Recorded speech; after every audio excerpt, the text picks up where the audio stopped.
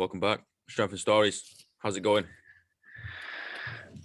It's good, mate. It's good. So, where are we at now? When did I start it? I started it in November. It's been like 5 months.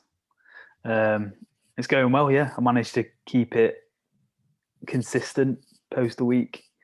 Still got people coming forward to sort of say they want to be on it, which is great. Cool. Yeah, I think last time I spoke to you, I was a bit sort of not sure if I would get enough people, basically. But sort of basically most weeks when I post a story, I'll end up getting someone who comes forward and sort of says, "Oh, I've seen this. I've got a similar story or a related story." So that's been good. And yes, it's sort of slowly growing in terms of followers and stuff, and getting a few people from outside Lim and uni and stuff. It's good. And yeah, and I've had a few little, like I've reached out to a few sort of, obviously, like we were saying before, the sort of media stuff, like local magazine and radio. And then I've reached out to Sheffield Uni, where I went, to get onto their like SU page and all this. So it's been good. People have been supportive, and the best bit has been like, one, for me, it's like sort of personally, from a selfish perspective, it's sort of kept me busy and given me a sort of good thing to work on outside of just like my day-to-day job. But then also I've had people sort of coming forward now saying, "Oh, like because of your page, I've gone to get help," and like literally saying that because of this page, I saw a story that was similar to mine, and I thought, "Oh, maybe I should go and see someone."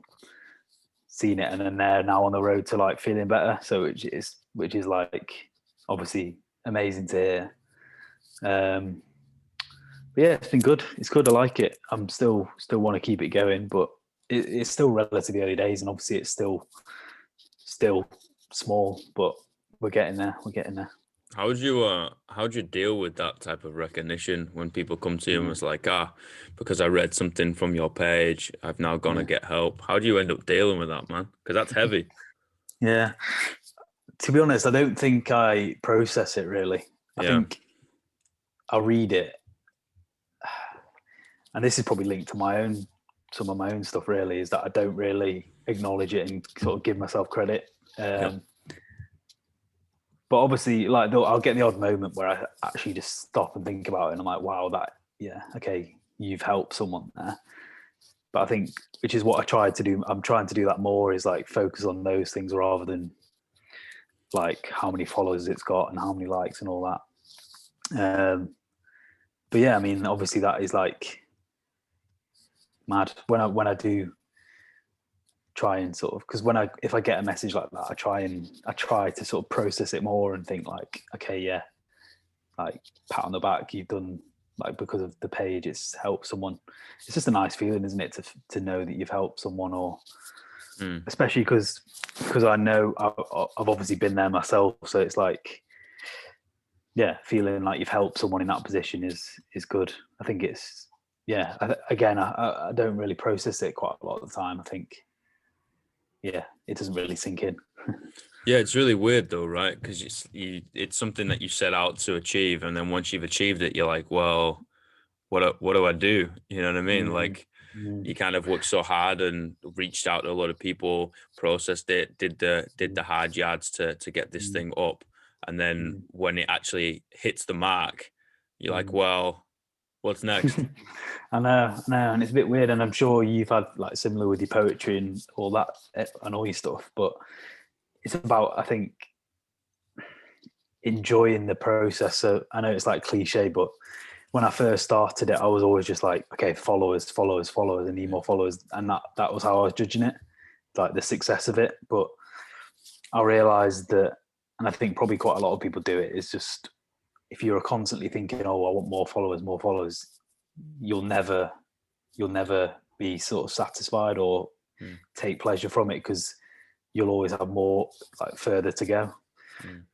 So I've tried to, and I'm not even talking about loads of followers it still, but it's just like I've tried to just enjoy the sort of process, as cliche as it is, and like actually take the value from things like that, and not worry about the number of followers and stuff, because ultimately I'm not in it for the I'm not doing it for the followers. It is to help people, because I know that it would have helped me. So it's like that is the important thing. Yeah, and something like the internet and social media and all that type of shit, like you're never gonna truly know how many sets of eyes have looked at it. Like, there could have been a million people look at one post and never liked it, never followed or whatever, and you're never gonna know that. So it's kind of it goes in waves, right? You set out, you're like, all right, I'm gonna do this big impact, I'm gonna like punch it through a wall, blah blah blah. And then you get to that weird stage where it starts like peaking off, and you're like, well, am I like providing what I need to? What do they want? Blah, blah, blah. And then it starts going back up again. You're like, hey, I'm just going to provide something that I think is valuable. Yes, granted, you're going to get some feedback from some people, which is absolutely immense. And it's always nice, right? But if I think it's valuable and going to help someone, I'll just keep on knocking at that door. And eventually it will just end up turning into a tsunami, and all the work you've done previously. So say, for example, we fast forward like 5 years into the future, and you've got like hundreds and hundreds and hundreds of stories on there. It could end up spiraling and then growing exponentially, rather than, oh, I gained 1 follower, or oh, I lost 2, or I gained 3, or whatever. It's just like, now it's like, oh my God, I've just got this page where I can like spend hours just reading through people's stories. And I think that's what it's about, right? Just kind of like being aware of the bigger picture, but keeping your blinkers on. And just been like, all right, am I providing value? Yes. Do I think what I'm providing is good? Yes. And have people come back to me and said, they've benefited from it? Again, yes. That's 3 yeses. Keep going. Yeah, and I think one of the good things, I think, because obviously quite a lot of it is still people I sort of know or went to school or went to uni. So I'm still loosely sort of connected to people who are on it. And I've definitely noticed that people sharing on it, and also like the mates of those people, have just in small ways have been more open about mental health and spoken about it. I think particularly with me, I feel like when you are someone who shares your own story and is open about it, people tend to be more open with you, which has been good. And it's nice, even like my family, I feel like, because obviously now mental health is such a, in our like because I've obviously been doing this page and spoken about it, and my experiences, it's like I can tell they're even slightly different and slightly more open. And my close friends, like there's just this, whereas before there might have been that slight hesitancy, or what it's like with mental health, people have that slight thing of, oh, are people going to think I'm being soft or whatever? I feel like I've noticed in people around me that they're quicker to say it and more willing to be open about it, which has been another good thing. And again, it's like that's quite a slow thing to build up and change, but it's just underlying. So that constant weekly post of people being open, people talking about stuff, it slowly adds to a culture of like talking about it. So like I've had a couple of messages where people have been like, oh, this has actually helped me speak to my like friends about mental health for the first time. And that just sort of all that behavior and the act of people sharing their stories add into this thing of reducing the stigma and making it more accessible and more acceptable and more just less of a thing to do, which is another like benefit that I want to do, is like generally contribute to it being, because it should be the same as like talking about your mental health should be the same as talking about your bad leg or your bad knee, in the way that I, before this chat said, "Oh, I've had a bit of a bad ankle," like that should be the same. It should just be the same level, but we're obviously still quite a way off that in terms of mental health. Is like you don't really tend to say, "Oh, yeah, my anxiety's been quite bad today," is just like a first thing. But I think through doing the page and obviously getting those stories out there, those numbers of stories, like you say, and just like continually having new people, it slowly is adding to that, which is good. And obviously, as I say, it's only still small, and it's only a small number of people at the moment, but hopefully it will just continue to add to that. They always say like you're like 2 people away from everyone in the world. So you know someone who knows someone, you know what I mean? So it's like all it takes is those small little ripples and kind of changing it on the ground level rather than putting something up on the what is it, like Huntington Post or Huffington or whatever it is, and then like it automatically has like 10 million fucking things on it. It's like, nah, it just starts off with like real small, like actually doing the change, and then eventually it'll just, you know, work its way up, and other people will be drawn to it. Some people might leave or whatever, but they're going to take something important from the stuff that you're putting up and then actually go make the change. So like, it's another thing where, you know, digit statistics, social media is like really weird because you can have the ability to touch so many people's lives, right, just in one click of a button, but at the same time you'll never truly know. So you could have a post on there that's like done quote unquote the worst statistically, but that could have like saved more people than you will ever know, and they'll never come to you and say thank you, and you'll never know, and your paths will never cross. So again, it just goes back to, mate, keep the chin up, keep plugging along, keep consistent, just like everything in life, right? Just keep putting one foot in front of the other. Eventually you'll end up getting to the top. Yeah, I think, yeah, social media is a weird one with that because, yeah, as you say, it's got such a good side to it in terms of the fact that it can reach anyone wherever they are so easily, so people can see the stuff all over the world. And I can sort of speak to someone. We're doing it now. Like, I can reach you, someone in New Zealand, the other side of the world, so easily. And I think that is why, again, sort of similar why I wanted to start it, was because I felt like it has the potential to grow, and no matter where you're from, you can relate, which is one benefit of social media. Even though there are quite a few negatives. Yeah, but I mean, I think we've just been conditioned as the human race to focus on the negatives, right? Especially with mainstream media. Like, you kind of look at that, and when was the last time you was like, oh, old Dorothy had a really good day? Like, it doesn't happen, right? It's like, oh, we dropped another fucking bomb, or like there's another whatever, and kind of like fear mongering because it gets attention and clicks and all that type of shit. So we focus on the cons more than the pros, which kind of just goes back personally, where you need to snap yourself out of it and just be like, hang on a minute, I'm doing good, it's all going well, momentum has been maintained, we're still moving the ball forward, stay hard working, keep going. And it's hard, man. Like that like constant daily discipline of keeping yourself so honed in on the goal, and the goal's ever changing, right? It's the whole speech from Matthew McConaughey where he's like, his hero is always 10 years away. Like, he'll never meet his hero because it is himself in 10 years time. And no matter where you are in your life, he'll always be 10 years in front of you. And I think that's first of all, it's one of the hardest things to do.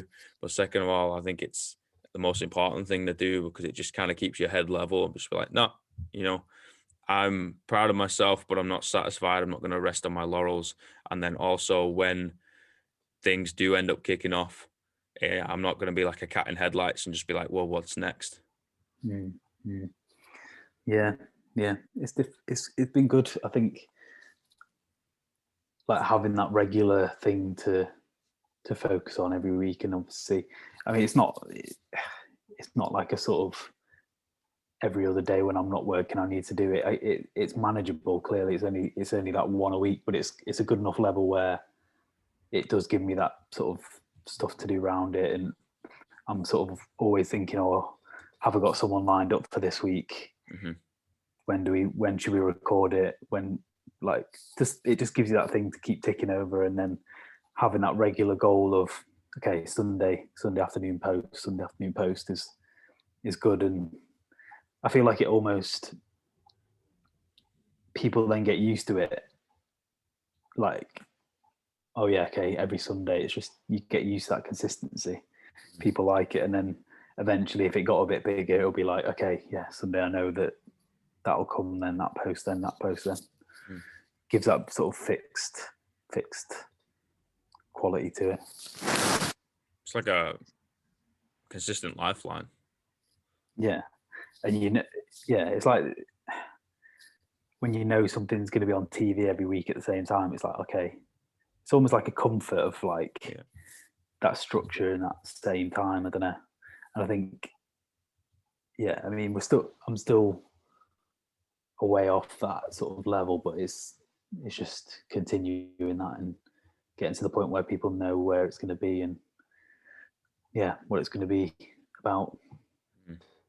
So a concept that I find really interesting, and obviously I got my own opinions on it, but I'd like to hear your opinion on it, is how important do you think a purpose is for a male? Obviously, we can only speak from a male's perspective. I'd love to know a female's perspective on themselves, and then also kind of pushing it over to a bloke too. So what's your opinions? Purpose. I think it's so important. I mean, I think just for humans generally, having some kind of goal / purpose / something you're aiming for is important because as it says, it gives you that purpose in life. It gives you that reason to wake up. So I found definitely that in the periods where I was sort of the worst, like the lowest I've been, it's because I completely lacked purpose. Like I was on my year abroad, and I know we spoke about it a bit last time, but on my year abroad, not really having to work much, didn't really know what I wanted to do after uni, like had no idea of where I wanted to go, what I wanted to do. I felt like, well, I knew that I didn't want to go into law, which is what I was studying, but I didn't know what I wanted to do. So it's like, okay, what's the point of life after that? So it just all contributes to that, and that lack of purpose. And even on my year abroad, like day to day, not having that thing of, okay, I need to do this work or I need to go to this lecture, because that didn't matter. I just had nothing to wake up for really. And it all contributed, I think, having a purpose. And that's something since I've sort of started to feel a bit better and get into this better way of life, is that something I realized is I need those things to keep me ticking over. So having this page and having a job that I really like, I enjoy, and I feel like there's a purpose there because I'm doing so good with it, and just generally things like a sort of routine and busyness to my day. So like having things booked in, and it's just so important having that purpose, even if it's like a small thing. It just gives you that reason to do stuff. Don't know, what do you think? I agree. I totally agree. I spent a lot of time obviously speaking to people for this thing, but I also like conversations and grabbing a coffee and sitting down with a lot more knowledgeable people than myself, which is most people, let's be honest. So you have a chat, right? And I've noticed there's a common trend with males. Like usually when they don't necessarily have a reason to wake up, they're not okay. They're not doing okay. And then I've found having conversations with both male and females, I found that for a bloke, it's really it's a lot easier for them to go down a destructive path. I don't know whether we're less disciplined than a female. I don't know whether females feel like they have a higher purpose or what it is. Um, Obviously, I'm not a psychologist. I'm not really too sure. But what I've noticed is males need something to plow their energy into, because if they don't, that's when they end up doing something that they probably shouldn't be doing. So it's like creating two lines to stay within. So you're going to stay on a constructive path rather than going down a destructive one. And I believe a purpose is so important because, like you said, it does get you out of bed in the morning, and it stops you from thinking, well, why am I doing this? Because you know why you're doing this. So it's, momentum has been maintained. Yeah.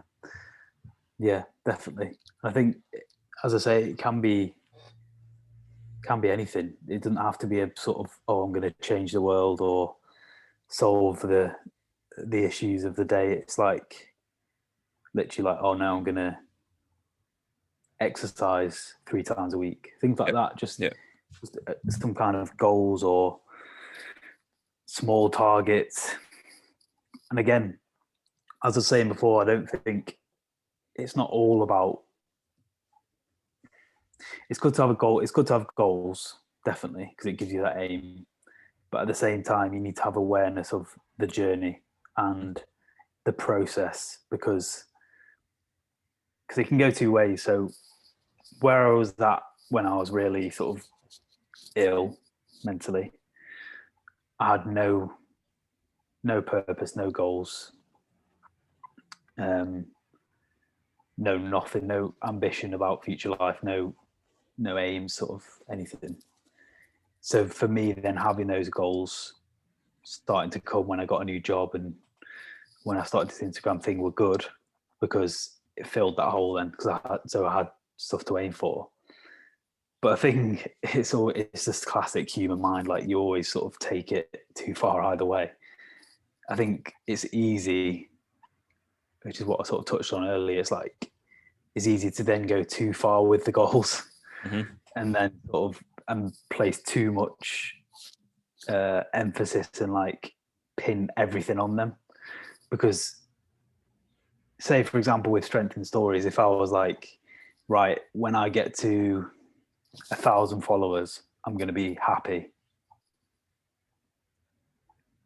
It pins too much significance on that then. So like, because often when you reach these goals, actually, it doesn't give you that sort of innate happiness. It's like, so there's the line you need to sort of find where it's like, okay, yeah, have these goals that sort of keep you going and give you that momentum and give you that overall aim, but also don't pin too much on them, because otherwise you're constantly in a state of aiming for something that you can't get or you won't get. I've been reading a book actually that I'd recommend to you. It's called The Power of Now. I don't know if you've read it. I've heard of it. I've not read it. Yeah, and what I'm saying is basically that's what it's all about. It's like you can't pin happiness on future all the time, because then in your sort of present where you are at the moment, you'll never feel that happiness, because you're always thinking, oh no, it's when I get 20 grand in the bank, when I get 5,000 followers, when I get more muscle. It's like, you know what I mean? If you're constantly aiming for the future, then your present you won't have that contentness. So it's a balance. It's a balance. But no, I think having that overall purpose of things, core aims you want to achieve or aim for at least, is so important. And I think that that touches on the whole thing you're doing anyway, because if you take the quote from Buddha where he says, happiness is the journey, not the destination, right?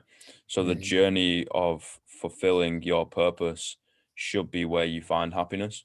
Like you should be happy in the day-to-day grind. Yeah, granted, you're not going to feel happy all the time, because then that would mean by definition you wouldn't feel happy, right? Because with the absence of sadness, there is no happiness. You need light and dark, yin and yang and all that. But at the same time, you should like the challenge and enjoy it the majority of the time.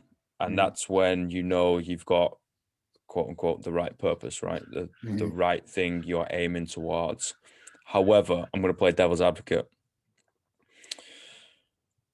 Also, so this is something I've struggled with in the past and definitely still do, is when things are accomplished, when things are no longer gaining momentum, and inevitably, whether you go in a quad cycle of 4 years, 10 years, 1 year, it doesn't really matter.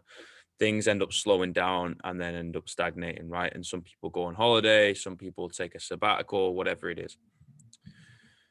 I think you should be able to find peace in a time where nothing is happening. So say, for example, you're sat down and you're in an Airbnb in the middle of buttfuck nowhere.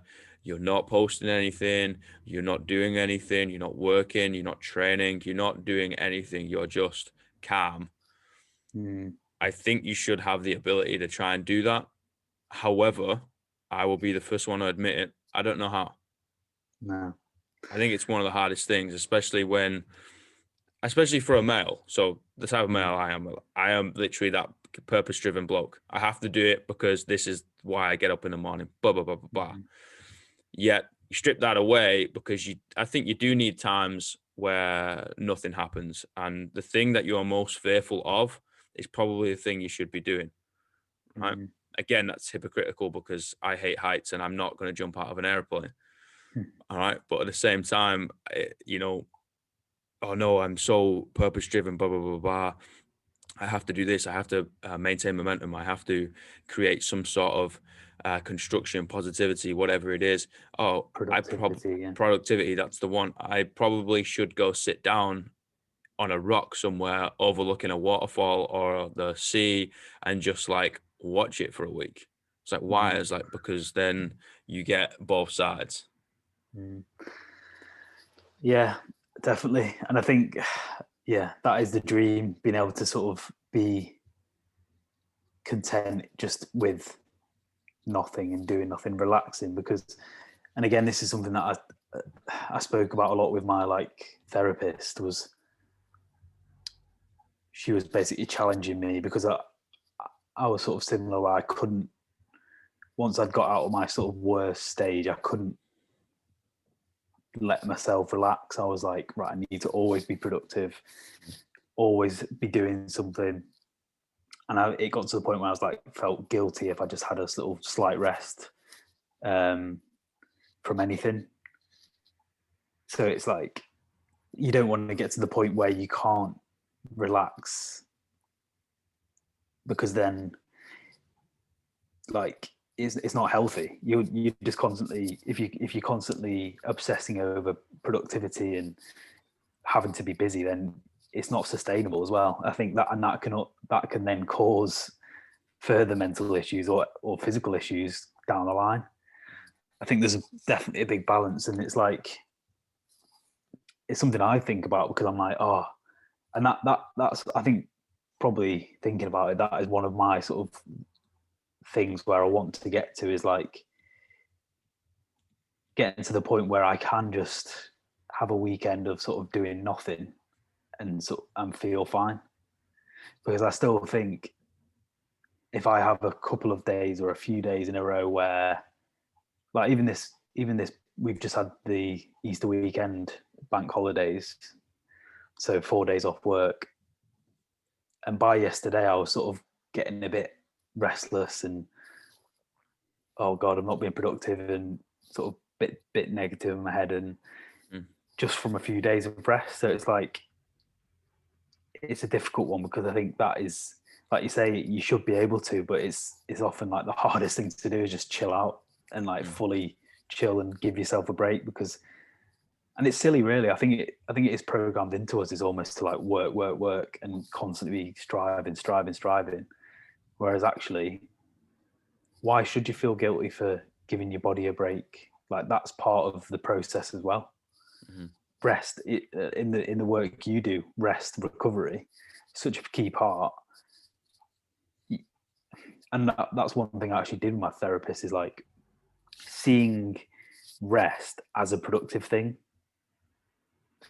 if you know what I mean. So it's like when I was quite very depressed and down and had these issues, it's like, yeah, actually having a sit down, having a nap, that's helping myself. I'm giving myself more rest. I'm giving myself more recovery. I'm giving myself a break to then get better and improve in the long run. Yeah. So that's a way I've sort of tried to sort of think about in the past, is like, no, actually this break is helping you as well. And it's okay to just sit down and watch TV and do nothing all day, because you're giving your body a break, you're giving your mind a break, so that when you go back to work or go back to the gym or whatever, you can then work harder. What I've noticed is people are very good at giving their body a rest. However, people are very shit at giving their mind a rest. Like, how many times, like even TV, right, which is still mentally stimulating, how many times do you sit down and fully zone into the television? Like, it's non-existent. If you got a fly on the wall, you look on your phone, like you do whatever, you think about tomorrow, you think about today, the day before, whatever. Like, you very, very rarely even watch a 20-minute episode of a show where you don't do anything apart from watch the show, or even just like allow your mind to kind of just float off and kind of come back again for 10 seconds. It's like we very, very rarely do that. So I think it's really important for people to be able to take the time over a weekend. And I think nature's the greatest thing for us to do, right? Get out of this man-made system we've constructed for ourselves and go sit in nature, go see how it, things happen without us there.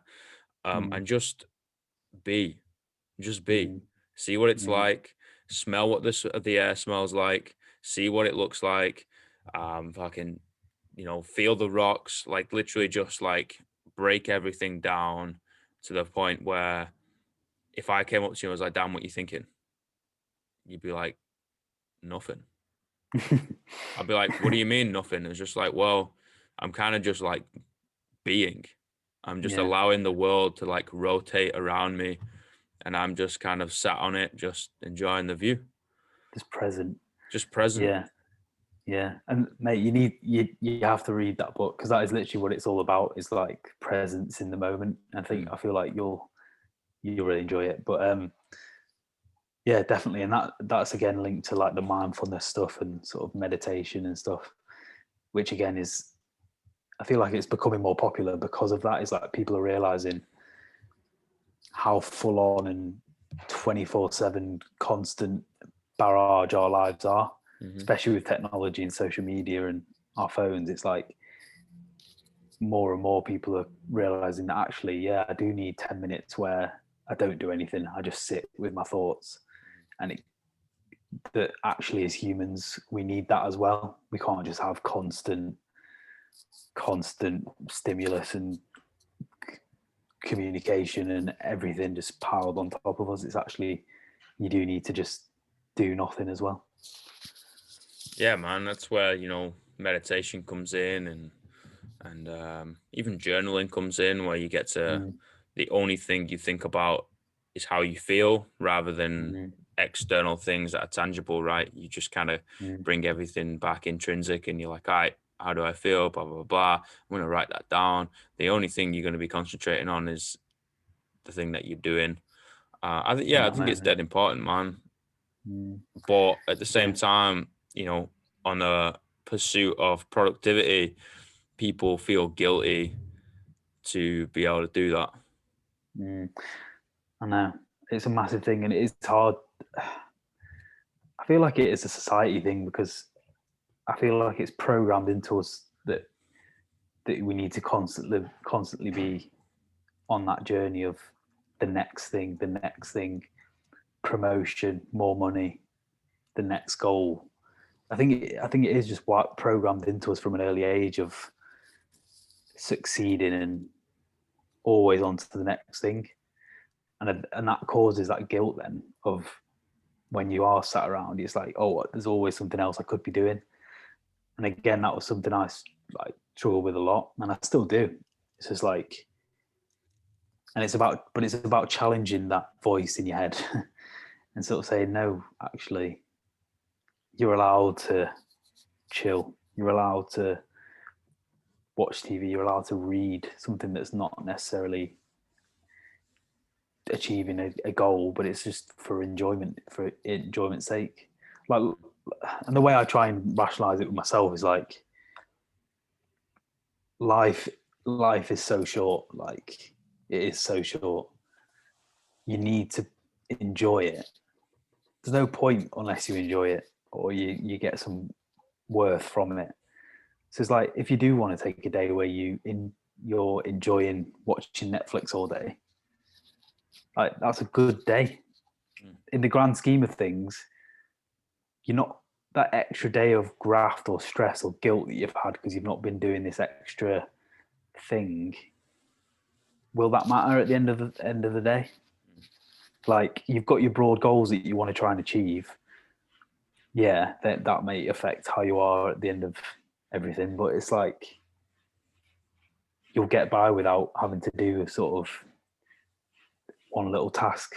Do you know what I'm trying to say? Do you know what I'm trying to say? It's like, if what you want to do, again, it's a balance to everything in moderation, because if you go too far the other way where you just don't do anything, then you go how I was saying before, of no purpose, no, what's the point of anything? So it is a fine balance, but there's definitely a time for giving yourself that break and giving yourself a rest, and just a time to switch off and not have to be productive. I think a lot of people suppress how they truly feel. I think they try and play a role that either their parents, friends, society, they've told themselves or whatever. I think people are suppressing how they truly feel, and end up trying to cover it up with productivity, stress, like the fast lifestyle that it kind of is now. Everything's a competition. Work, climb the corporate ladder, do more things, produce more things. And I'm like, if that is 100% how you feel, then fucking go for it. However, if that is a plaster on a broken leg, then eventually that's going to start messing with you. So it's trying to take that time and having that time to dissect how you feel, because it's really, it's a language that we're not taught, right? We're not taught, oh, if you like, kind of, if this happens, or if these physical symptoms happen, or if these mental symptoms happen, you feel this way. It's just like, oh, are you anxious? I'm like, what's that? It's like, oh, well, it's different for everyone. I'm like, okay, well, how am I supposed to know? You kind of just like figuring things out on the fly. You've got to try and learn that language that you yourself tells yourself, like your mind tells you, your fucking body tells you, they both tell each other, and trying to understand it. And the only way you're going to be able to do that is to block out all the noise, is to sit down, is to figure out what's going on and just be present. And I think it is really, really important.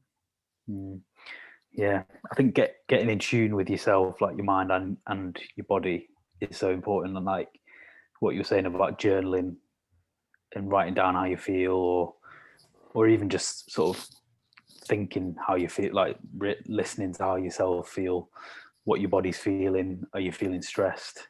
Does your leg hurt? Like, both physical and mental stuff. It's like you say, we don't really ever take that time just to stop and see how we actually are.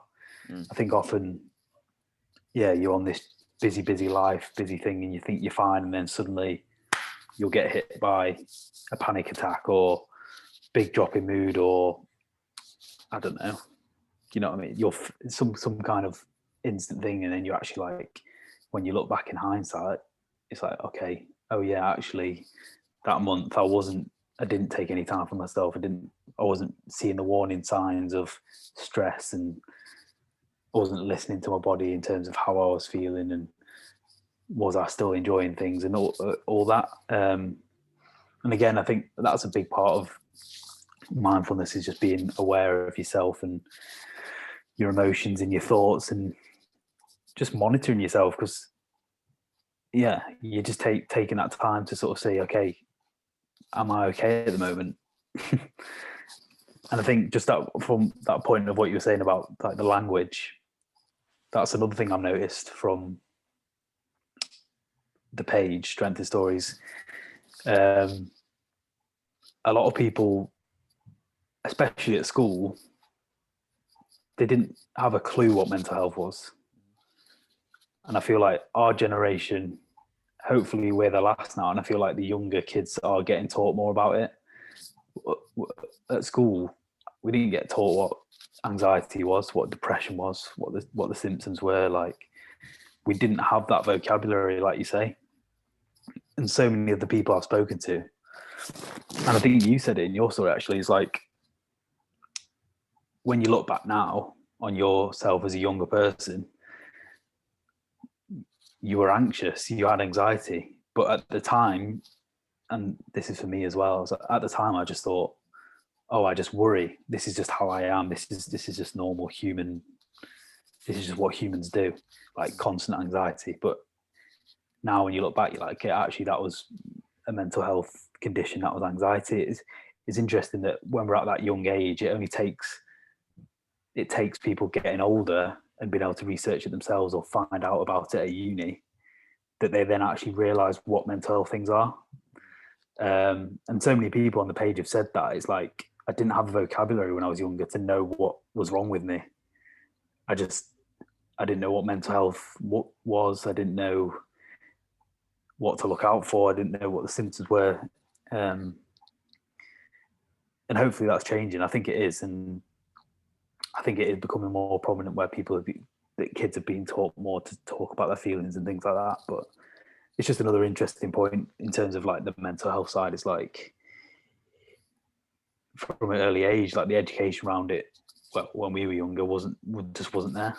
And you also, so talking about your feelings as a kid, that's really interesting, because on the whole, right, and I'm not going to say everyone's the same, but on average, you get a young lady and they're going through whatever, they're asked, what's going on? How do you feel? Blah, blah, blah, blah.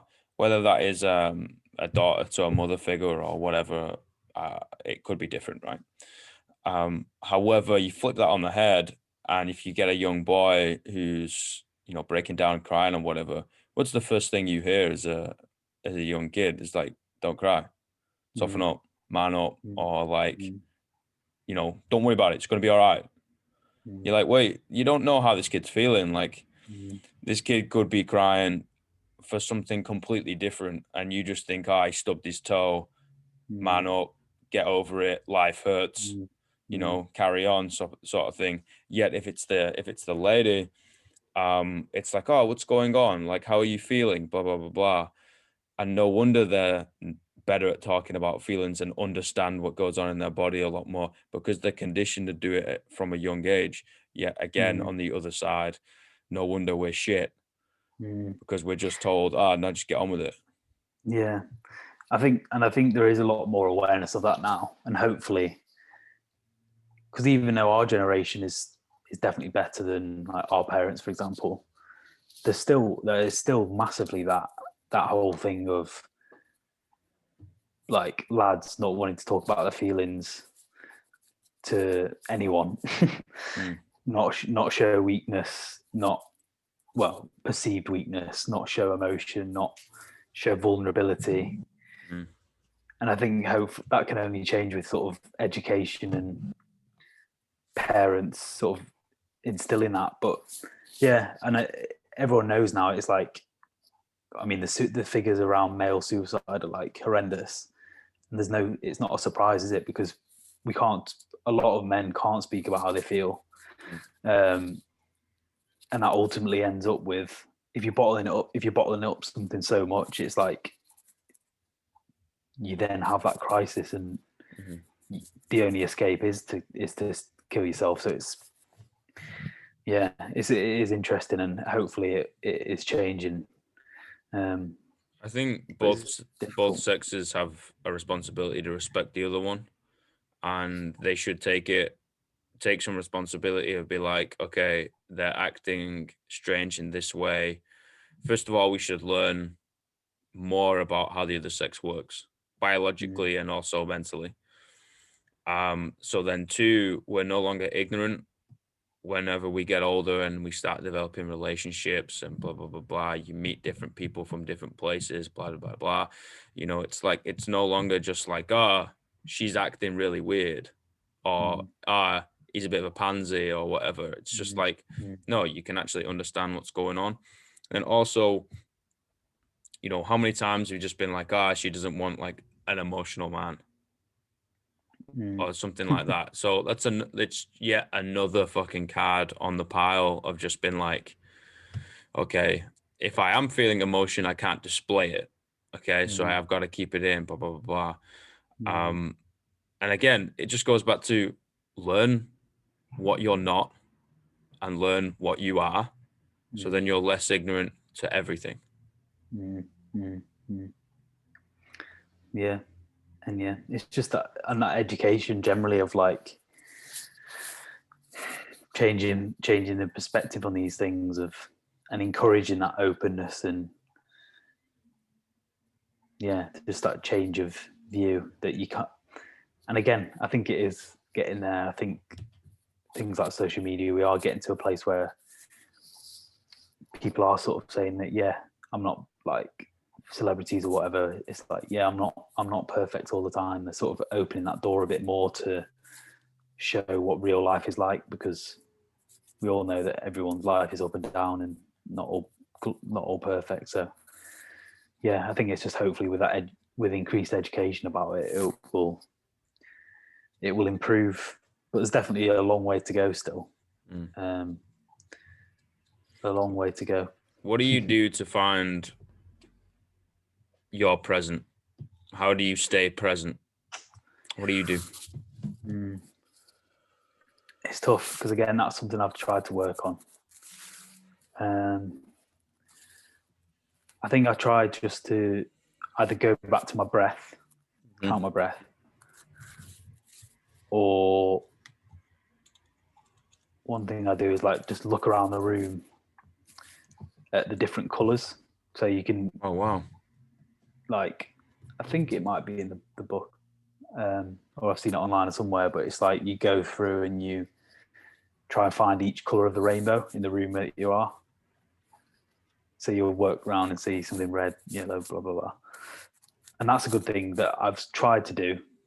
I'm still not, it's not like, oh, as soon as I do it, I'm there. But it's something I've tried to do. I still struggle because I think my mind is so, like a lot of people's, it's like always racing. So I do struggle to like have that just full presence. But when you do get it, it is like a sort of, it's just nice, isn't it? It's calm. Yeah. So that's something I try. But it's tough because again, you don't do it. You're not taught to, you don't know to sort of just stop and be. So it's hard. It is hard, but yeah, it's definitely worth sort of trying to do. I really like that. Finding the colors of the rainbow in the room. That's really cool. Yeah, you can try it. I don't know if it will work for you. It's different for everyone, isn't it? But Um, breath is a good one that like a lot of people do. yeah, like that helps me go to sleep sometimes if things are a little bit racing. It's weird because if things are racing like medium pace, if I do the breath work, I can go to sleep.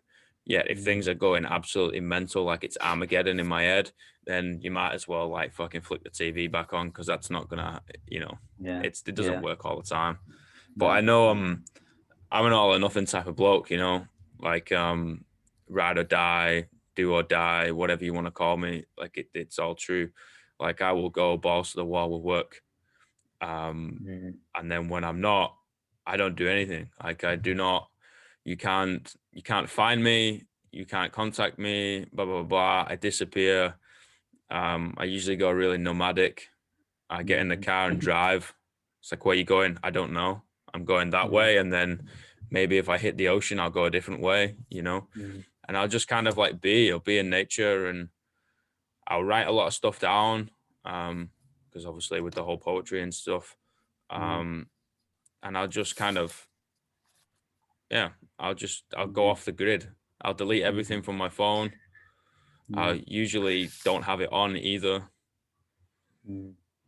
Do you think you get that balance right, like day to day? Because it Day seems to like day. you're quite like, yeah, as you say, you're very sort of committed, hardworking. Like you want to work harder than anyone else. So it's like, do you give yourself a break as well though? Because that's quite a hard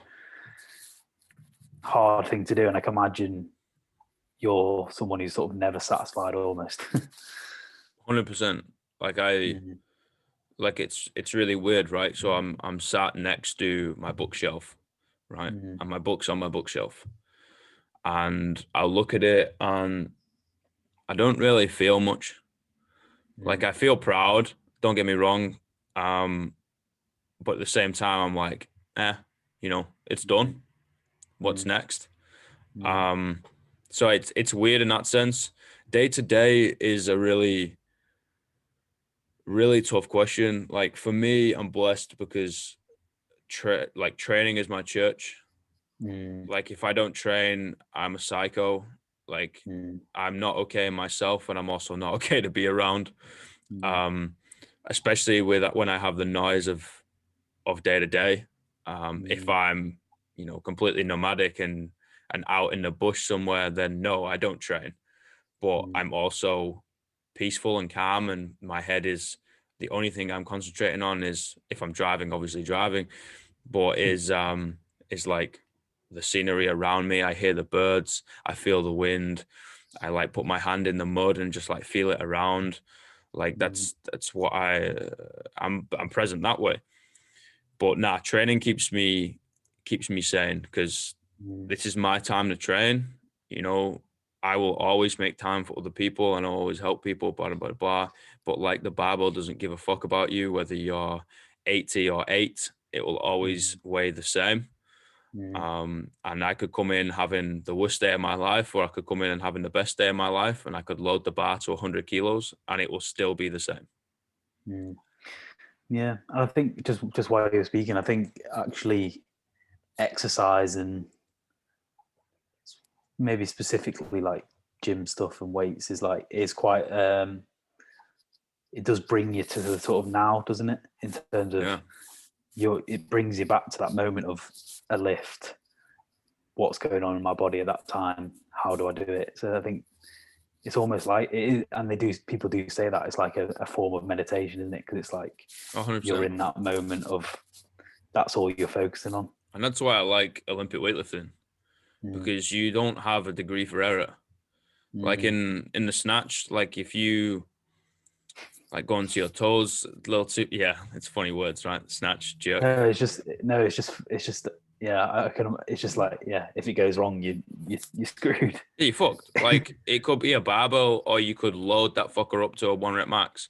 Like it doesn't matter. Like if you got too far on your toes, if you think about the wrong word, if you're thinking about something else, if your foot is slightly like pushed out rather than the other one, if you have a little bend in the elbow, whatever the fuck it is, it doesn't matter. You're gonna miss the lift. It will not happen. Mm. And then the next Mm. thing you know, you get pissed off because you've missed a lift, like not all the time, but if you're just repetitively missing, then yeah, it's going to annoy you, right? And why are you missing? Because you're not concentrating. It's not Mm. because you can't do it, like you've done it Mm. before, but you're just not concentrating. And I think that's so important, is for people to do some sort of physical activity. It doesn't have to be anything in particular, but it takes a mental barrier and places it into the physical realm, and it's Mm. tangible. And Mm. now us humans like to work with something tangible, right? Because we can feel Mm. it, we can understand it, and we can fucking break it. So we can go Mm. through it. Yet if it's Mm. up here in your head, like you don't understand it, you can't feel it, and Mm. you can't see it, so it mustn't be real. And then you get inside your own head being like, oh, this barrier isn't real, blah, blah, blah. And then you get into that negative spiral. So if you Mm. take that from upstairs, You put it into a bar, you put it into the road when you're running, into a bike, into the pool, into Zumba, into whatever it is, yoga, mobility. You're now overcoming a physical barrier. Your confidence is going to go up. Endorphins, serotonin is going to be released. So you're going to feel a little bit better. Your body will feel better anyway. So when your body feels better, your mind feels better, and vice versa. Like, and you're improving your health and fitness, and also doing something positive in that day rather than going home and drinking or doing whatever. So then you feel better about yourself because you've done something positive. I think it's so important. I think everyone should do something physical, even if it's going for a walk, even if it's fucking wrestling your dog, even if it's like, I'm going to get up and I'm going to do 5 half push-ups on my knees every day. And that's all I'm going to do. I'm going to sit on my ass for the rest of the day. I will give that person as much of a high five as the next one who's run a marathon every day. It doesn't matter. It's all relative. Just get up, go do something, and just wait for the physical benefits from it. Yeah, definitely. Completely agree. And I think it's just so interesting as well how linked. I mean, this could be a whole different hour topic, but the link between physical and mental health is so big.